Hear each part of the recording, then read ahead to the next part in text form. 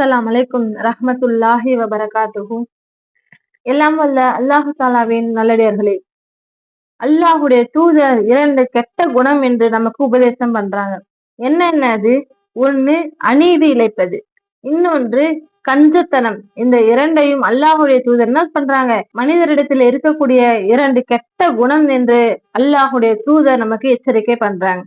அதாவது இந்த அநீதி இழைக்காதீர்கள். ஏன் என்று சொன்னால் நாளை மறுமையில் அது பல இருள்களாக காட்சி தரும் என்று அல்லாஹுடைய தூதர் உபதேசம் பண்றாங்க. எப்படி இருக்குமா?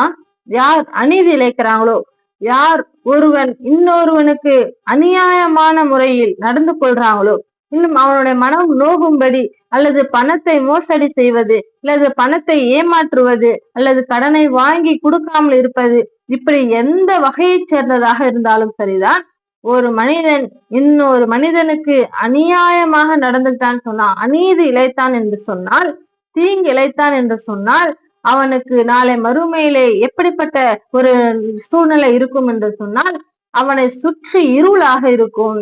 அவனை சுற்றி எந்த ஒரு நேர்வழியும் இருக்காது, எந்த ஒரு ஒளியும் இருக்காது, எந்த ஒரு வெளிச்சமும் இருக்காது.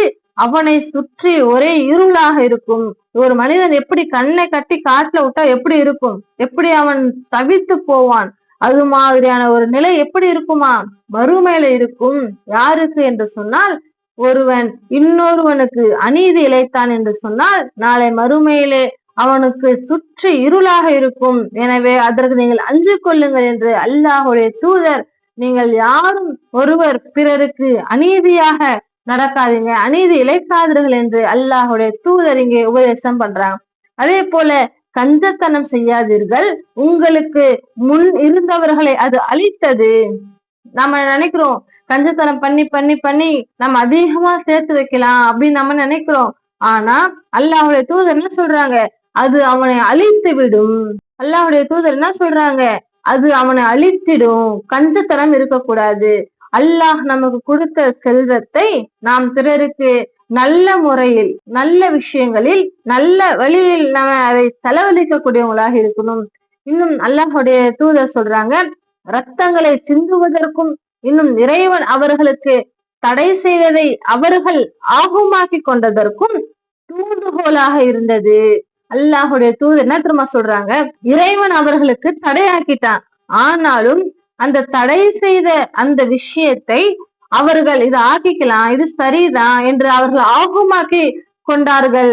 அதற்கு எந்த விஷயம் தூண்டுகோலாக இருந்ததுன்னு சொன்னா, இந்த கஞ்சத்தனம் தூண்டுகோலாக இருந்தது என்று அல்லாஹுடைய தூதர் சொல்றாங்க. இப்ப நம்ம உதாரணமா எந்த விஷயத்த பார்க்கலாம் அப்படின்னா, இப்போ ஆடு, கோழி, மாடு எதுவாக இருந்தாலும் நம்ம அதை பிஸ்மில்லா கூறிதான் அறுத்து சாப்பிடக்கூடியவங்களாக நம்ம இருக்கணும். அல்லாஹ் அப்படிதான் சொல்றான். நீங்கள் எந்த ஒரு மாமிசத்தை நீங்கள் சாப்பிடுவதாக இருந்தாலும் அதை அல்லாஹுடைய பெயர் கூறி அறுக்கப்பட்டதாக இருக்கணும். அல்லாஹுடைய பெயர் கூறி அறுக்கப்பட்டதே நீங்கள் சாப்பிடுங்கள் என்று அல்லாஹ் வந்து திருமறை குர்ஆன்ல சொல்லி காட்டுறான். அதே இங்க கஞ்சத்தனம் செய்யக்கூடியவங்க என்ன பண்ணுவாங்க? இப்போ ஒரு ஆடு உடம்பு முடியாத இருக்குன்னு வைங்களேன், உயிர் போகக்கூடிய நிலையில இருக்கு.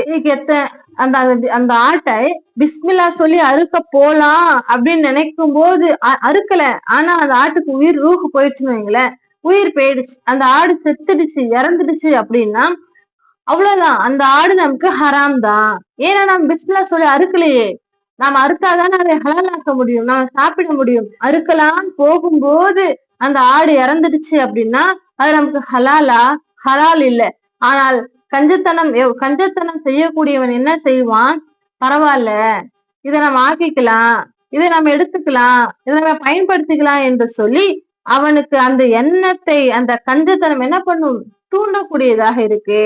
அல்லாஹ் ஒன்றை தடுத்தும் அவனுக்கு ஆகுமாக்கி கொடுறான் இல்லையா?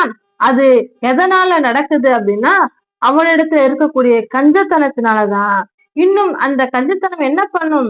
அவனை அழித்து விடும். இந்த உலகத்திலும் அவனுக்கு இழிவுதான், அழித்து விடும்.